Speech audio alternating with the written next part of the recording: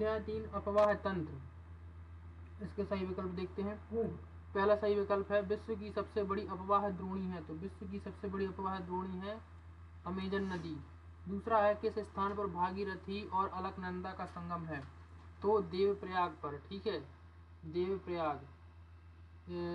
चौथा है सिंधु नदी का उद्गम स्थल है, तो सिंधु नदी का उद्गम स्थल कहाँ पर है, मानसरोवर झील में, मानसरोवर झील में। ठीक है। पांचवा है निम्न में से कश्मीर का कौन सा शहर झेलम नदी के किनारे है, तो श्रीनगर। श्रीनगर जो है झेलम नदी के किनारे है। अब है छठवां, निम्न में से किस नदी को मध्य प्रदेश की जीवन रेखा कहा जाता है, तो नर्मदा नदी को मध्य प्रदेश की जीवन रेखा कहा जाता है। अगला है किस नदी को दक्षिणी गंगा कहा जाता है, किस नदी को दक्षिणी गंगा कहा जाता है, तो गोदावरी नदी को दक्षिणी गंगा कहा जाता है। अगला है नदियों द्वारा गोखुर झील का निर्माण कहाँ किया जाता है, तो मैदानी भागों में किया जाता है। कहाँ पर, मैदानी भागों में किया जाता है। 10वां है नर्मदा नदी का उद्गम स्थल कहाँ है, तो नर्मदा नदी का उद्गम स्थल दोस्तों अमरकंटक है। कहाँ पर है, अमरकंटक है।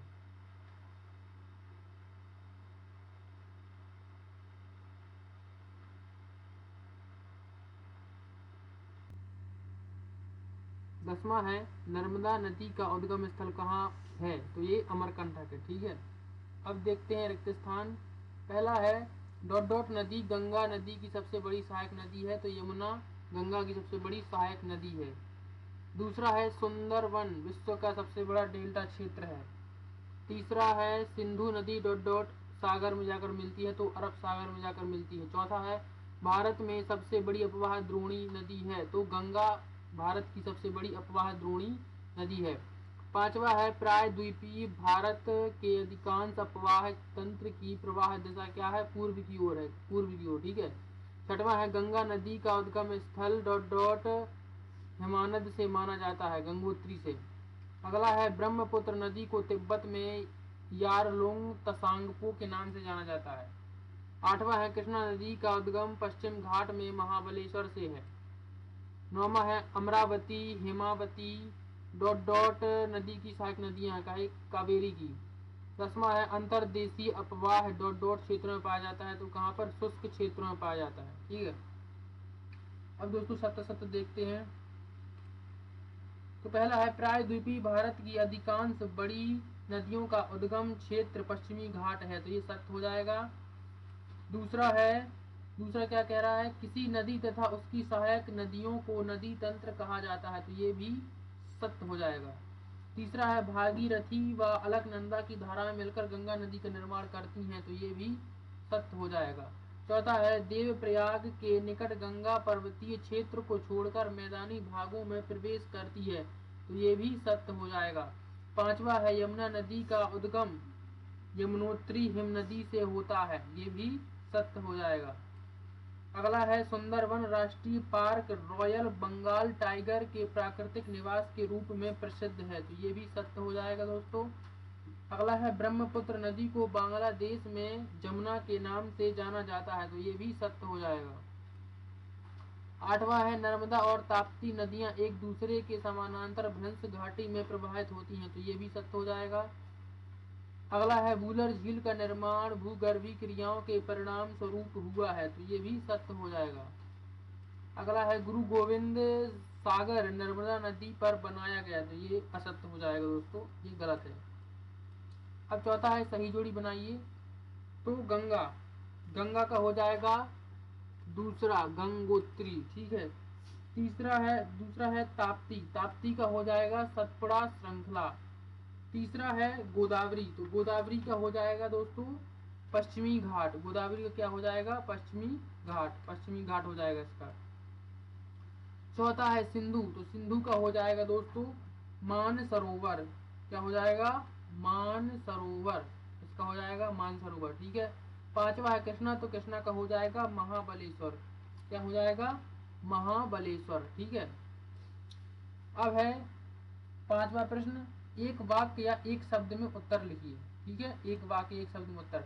तो पहला है कावेरी नदी का उद्गम स्थल है, कहाँ है, कर्नाटक के ताल कावेरी से। ठीक है।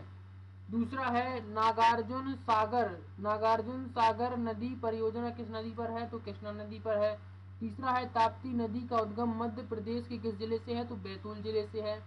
चौथा है इंदिरा गांधी नहर किस बांध से निकाली गई, तो हरिके बैराज बांध से निकाली गई।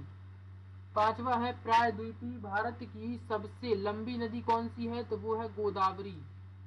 छठवां है भारतीय मरुस्थल की महत्वपूर्ण नदी कौन सी है, तो लूनी नदी है। छठवां है लद्दाख गिलगिट गिलगिट तथा पाकिस्तान से बहने वाली नदी कौन सी है, तो सिंधु नदी है। आठवां है हीराकुंड बांध किस नदी पर बना है, तो महानदी पर बना है। नौवां है पुणे वर्धा वैन गंगा तथा पैन गंगा किस नदी की सहायक नदियां हैं, तो गोदावरी की। 10वां है बड़े आकार वाली झीलों को क्या कहा जाता है, तो उन्हें सागर कहा जाता है। 11वां है नमामि देवी नर्मदे परियोजना किस राज्य में प्रारंभ हुई, तो ये मध्य प्रदेश राज्य में प्रारंभ हुई। 12वां है गोखुर झील का उदाहरण लिखिए, बूलर झील। भारत की किसी एक लैगून झील का नाम, तो क्या हो जाएगा, चिल्का झील। अगला 14वें नंबर का क्वेश्चन है पुलिकट झील कहाँ स्थित है, तो ये आंध्र प्रदेश और तमिलनाडु की सीमा पर स्थित है। अब है लिंगामक्की झील कहाँ स्थित है, तो ये कर्नाटक में स्थित है। कहाँ पर, कर्नाटक में स्थित है, कर्नाटक में स्थित है। ठीक है। अब है भारत की दो मीठे पानी की झीलों के नाम बताइए, तो बुलर झील दोस्तों, बुलर झील जो कि जम्मू कश्मीर में है, और डल झील जो भी ये भी जम्मू कश्मीर में है। ठीक है, ये दो झील मीठे पानी की झील है भारत की। अगला है भारत के अपवाह तंत्र को मुख्य रूप से कितने भागों में बांटा गया है, तो वो है 2 भागों में बांटा गया है। कितने भागों में, 2 भागों में बांटा गया है। ठीक है। अब है गंगा नदी की प्रमुख सहायक नदियों के नाम लिखिए, तो गंगा नदी की प्रमुख सहायक नदियां कौन कौन सी हैं, यमुना, रामगंगा, घाघरा, गंडक, कोसी और महानंदा है। अगला है प्रायद्वीपीय भारत की किस नदी द्वारा प्रायद्वीपीय भारत की किस नदी द्वारा ज्वारनद मुख का निर्माण होता है, तो नर्मदा और ताप्ती नदी द्वारा ज्वारनद मुख का निर्माण होता है। ठीक है दोस्तों, तो ये हो गया अध्याय 3 के पूरे विकल्प। हम मिलते हैं नेक्स्ट वीडियो में, तब तक के लिए जय हिंद, जय भारत, वंदे मातरम।